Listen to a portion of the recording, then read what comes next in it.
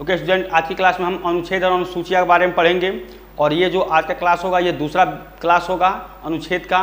ठीक है, इसके पहले हम ऑलरेडी एक वीडियो बना रखे हैं। ठीक है, और इस समय रिसेंटली जो एग्ज़ाम चल रहा है आरआरसी ग्रुप डी का, उसमें इससे मतलब इस टॉपिक से क्वेश्चन हर एक शिफ्ट में अलग अलग टाइप का क्वेश्चन उसमें अनुच्छेद से उठा रहा है। ठीक है, तो ये हमने सोचा कि इसको बना देते हैं ताकि अगर आपको ज़्यादा हेल्पफुल होगा। ठीक है, तो देख लेते हैं इसका क्वेश्चन।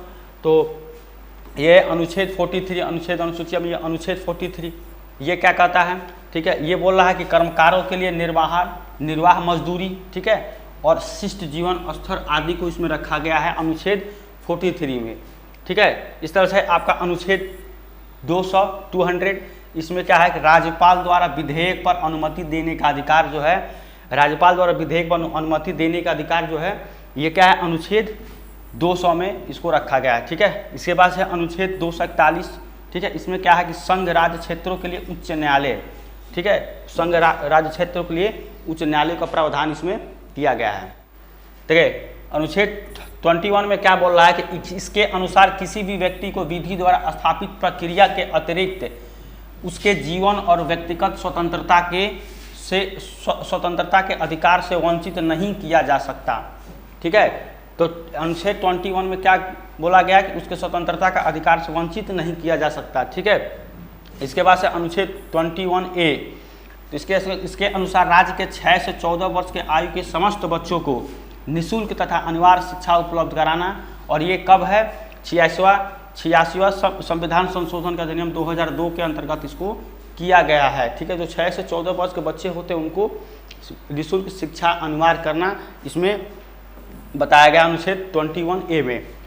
नेक्स्ट देखिए आपका नेक्स्ट में क्या बोला 23 है अनुच्छेद 23 ये क्या है? तो मानव के दुर्व्यवहार और बाल श्रम का प्रतिषेध है इसमें। ठीक है, इसके बाद है अनुच्छेद 24, तो इसमें क्या है कि बालकों के नियोजन का प्रतिषेध, 14 वर्ष से कम आयु वाले किसी भी बालक को कारखाने तथा अन्य जोखिम भरे काम का नियुक्त नहीं किया जा सकता। ठीक है, 14 वर्ष से कम के आयु के जो भी लड़के होते हैं, बालक होते हैं, उनको क्या है कि आप कारखाना में इसको जोखिम भरे जो भी काम है उसमें आप काम नहीं करा सकते। ठीक है, तो इसमें आपका प्रावधान है अनुच्छेद 24 में। ऐसे है अनुच्छेद 50 में, तो इसमें क्या है धर्म, मूलवंश, जाति, लिंग या जन्मस्थान के आधार पर विभेद का प्रतिषेध, इसको हम पिछले वीडियो में भी बता चुके हैं। ठीक है, तो ये एक बार और हो गया। इसके बाद देखिए नेक्स्ट है आपका अनुच्छेद 31। अनुच्छेद 31 में क्या होता है कि संपत्ति का अनिवार्य अर्जन, ठीक है, जो अनिवार्य अर्जन की बात हो रहा है ये क्या है अनुच्छेद 31 में, और ये कब किया 44वें संविधान संशोधन अधिनियम 1978 द्वारा ये निर्देशित है। ठीक है, 1978 से इसको बनाया गया है, ये निर्देशित है अनुच्छेद 31, और इसमें संपत्ति का अनिवार्य अर्जन जो है इसको रखा गया है। ठीक है, इसके बाद से आपका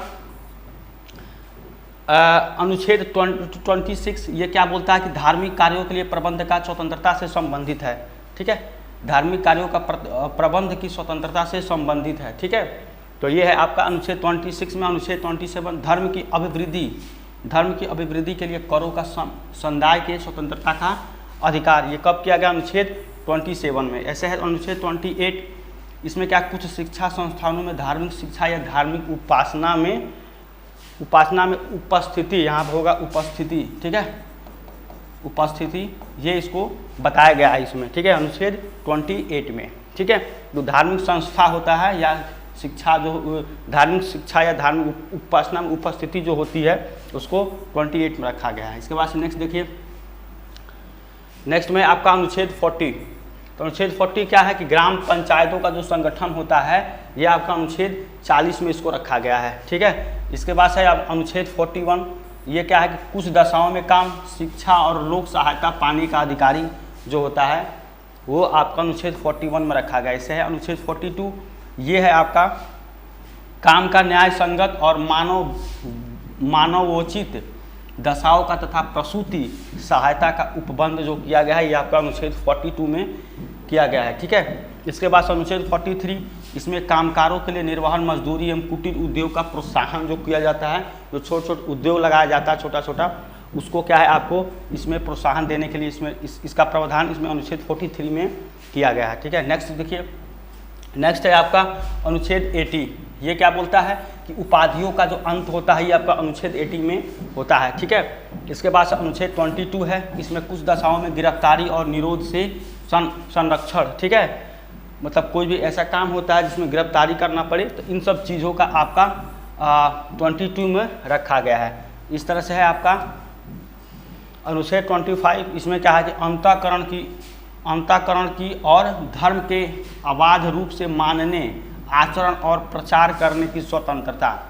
ठीक है, अबाध रूप से मानने के धर्म की और क्या है, आचरण और प्रचार करने की स्वतंत्रता जो है वो आपको किस में रख दिया गया है, ये 25 में दिया गया है। ऐसे है अनुच्छेद 40, इसमें विधि के समक्ष समता की जो बात है ये आपका अनुच्छेद 40 में बताया गया है। ठीक है, इसके बाद से आपका, तो आज की क्लास में बस इतना ही। इसके बाद से जो भी अनुच्छेद के बारे में जितने भी और भी सारे रह गया उसको हम नेक्स्ट वीडियो में देखेंगे और उसमें कोशिश करेंगे कि ज़्यादा से ज़्यादा जो अनुच्छेद जो बच गया है उसको देखेंगे। ठीक है, अभी इसमें बहुत कम था, इसके बाद इसके पहले वाले में भी थोड़ा सा कमी था, तो ज़्यादा टाइपिंग हम कोशिश करेंगे कि ज़्यादा क्वेश्चन टाइप अगर हो जा रहा है समय में तो उसको हम अगले वीडियो में देखेंगे। ठीक है, अगर आपको वीडियो अच्छा लगा तो आप चैनल को सब्सक्राइब करिए, लाइक करिए, शेयर करिए। Thank you so much.